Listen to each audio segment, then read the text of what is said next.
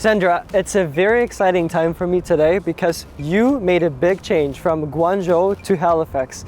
Why did you decide to move to Canada? More and more immigrants are choosing smaller cities like Halifax. In this video, I want to discuss the good and bad of moving to Canada, and this time, most importantly, dive into what I think separates successful immigrants from those who fail. My name is Sandra.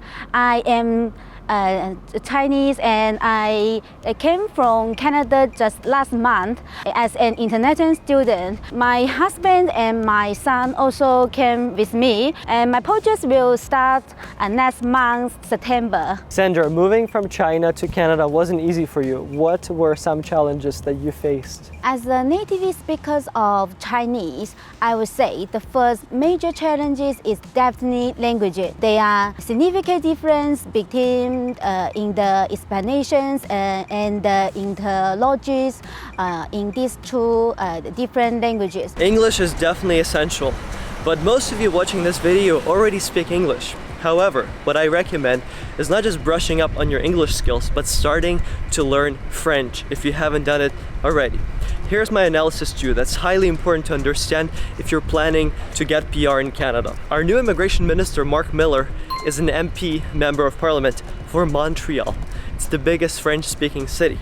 We now have a new French category express entry draw where if you speak French, the required score is extremely low compared to other candidates who want to get PR and need to score high on their language, age, work experience, education.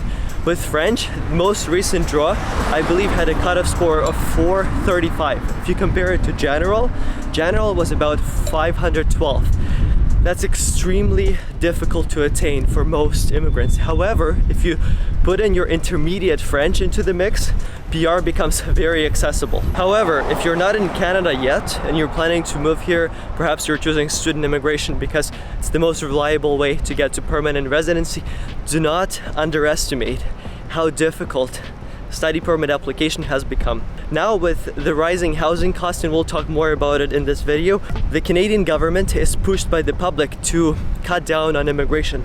They cannot accept as many immigrants now as they used to. So the gates are closing slowly but steadily. Therefore, please pay close attention to your application, make it as strong as possible, focus on your personal home ties and professional home ties. So that's the recipe to success. The second challenge is that, as the citizens of developing country, applying for the study visa is not an easy task. You need to submit a reasonable study plan and the language score and demonstrate sufficient financial support and other documents to put your identity. But lucky I have found you and the local Canadian immigration lawyer to assist in submitting my visa application.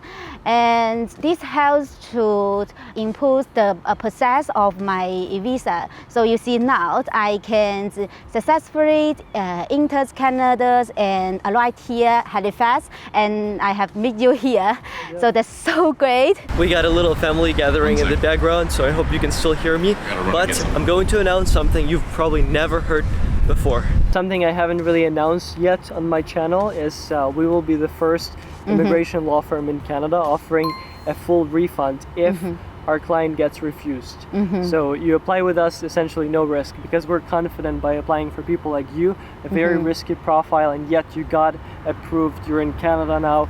We are confident we can deliver. That's why we're offering that money back guarantee. The time has come to speak about a dark topic, something that many people speculate on, and that's the cost of housing in Canada, or the unaffordable cost of housing in Canada. I want you to be a level higher and see things from a bigger perspective. Let's take it back to 2020. The pandemic, in order to save people from literally starving, the government of Canada starts giving out almost everyone who lost their job $2,000 a month. Not just that, they also lower the cost of borrowing so that you can get a loan very easily. So think about the housing market. Let's say we have 10 houses being sold and 5 people who want to buy those 10 houses. Now, instead of only 5 people in the lineup to purchase those 10 houses, we have 25 people. Why?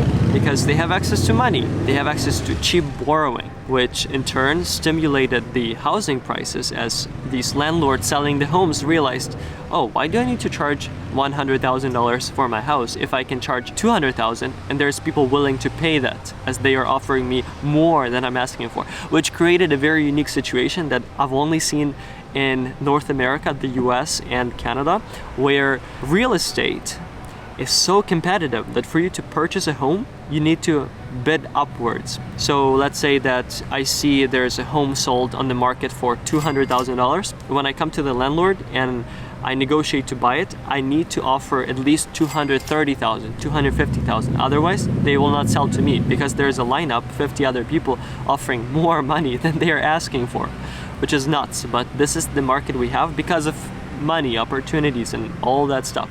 There's a reason why you see so many iPhones, Mercedes, expensive cars close in North America, because people have more access to money. Therefore, if we go back to reality, let's say Halifax, we used to have a housing market where a one-bedroom apartment would cost you $1,300 in downtown. Now the same one bedroom is $1,700. So it didn't double like purchase prices, but it went up significantly, like 30, 50%. If you are on a budget, if you are not ready for roommates, do not come to Canada. But if you've saved up money, you know that you can weather the storm for a couple of years.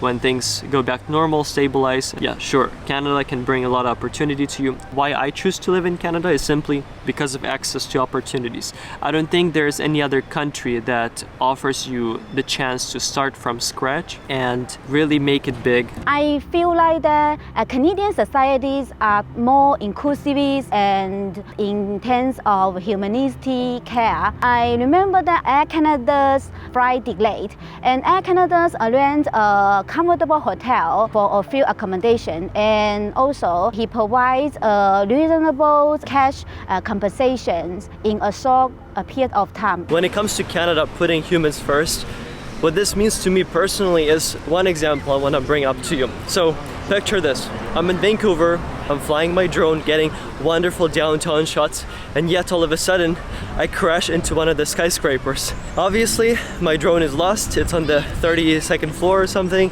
I can't get it back, and you would think that, oh, you just lost $2,000 because that's the cost of your drone.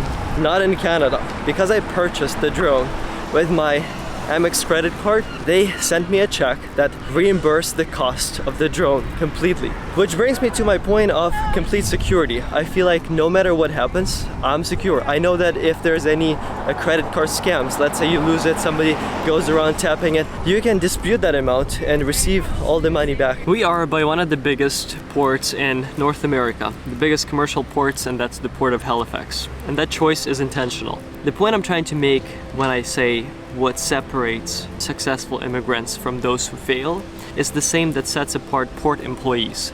There are high-skilled employees who navigate ships, help negotiate deals, trade agreements, and so on. And then there's those who help unload the containers. The first group acquired certain skills that are rare to find or difficult to attain, and that puts them in this privileged group. The same goes for immigrants, newcomers who learn skills before coming to Canada, make more money, therefore contributing to their overall success. One tip that can really change your life when you come to Canada is acquire a skill that's very difficult to get. The higher the barrier, usually the more money you'll make and the higher the likelihood that you will get the job, the position, the business opportunity, because it's going to be fewer people competing for the same. After we got the PR, we could have the choice to consider whether we continue to live in Canada or consider to move to other place. Some people comment below my videos and claim I'm biased. They say that because I run an immigration firm, I have an incentive for people to move to Canada. This is simply not true. Look at the past videos I posted just this year alone. I highlight many negatives, many bad sides that you need to know about so that you can make an educated choice. I think living in a country is like picking a suit. If a suit doesn't fit you, you get a different one. It's as simple as that. Please listen carefully to the next segment from my recent news appearance to know more about what I think my mission is. What made you want to start up this company? It's called I'm Canada.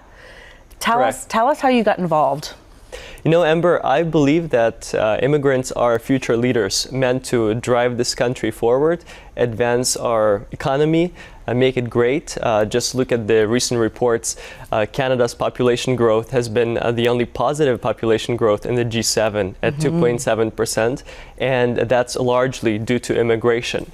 Immigrants like Tariq Haddad, our local superhero, who really drives this economy locally, and just like many do across the country. I think it's my mission with I Am Canada to make people feel welcomed and to make them really thrive in the future by equipping them with tools like artificial intelligence. If you resonate with it, make sure to book a meeting below this video to discuss your unique case. I personally wish I had this before moving. It would have saved me tens of thousands of dollars and a lot of my time. If you like this video, give it a big like, comment below your thoughts about everything I mentioned, and I'll see you in the next one.